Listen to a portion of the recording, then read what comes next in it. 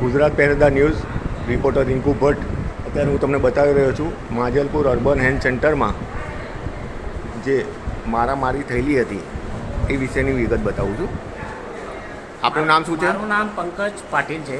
હા, હું વડોદરા કોર્પોરેશનમાં એક ફરિયાદ કરી હતી. ઓકે તો એની ઇન્કવાયરી શ્રમ વિભાગમાંથી ચાલી રહી છે. ઓકે તો મારી 14 તારીખ છે.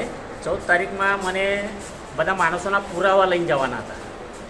તો મેં મારા માણસોને ને બધા સિક્યુરિટી ગાર્ડોને બધા પોઈન્ટ પર જઈને પૂછતો હતો કે ભાઈ તમારું પગાર થઈ ગયું, કે તમને કેટલા દિવસ કામ કરવામાં આવે છે, પગાર પાવતી આપવામાં આવે છે, એ બધા માણસોને પૂછવા જતો હતો.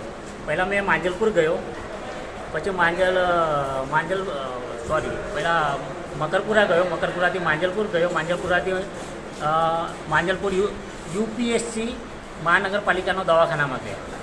પછી અમે ત્યાં જઈને પૂછપરછ કરી.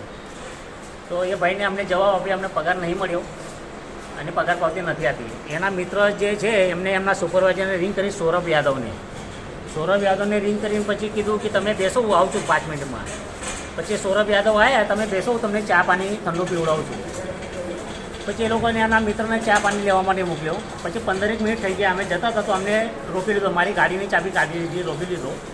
પછી ધ્રુવેશ યાદવ, ધનંજય દવે અને પરદેશી અને એના સાથે 10-12 માણસો એક સફેદ ગાડી માર્શલ લઈને આવ્યા અને આવીને સીધા અમારા પર હુમલો કરી દીધો. કેટલા માણસને ઈજા થઈ છે આમાં?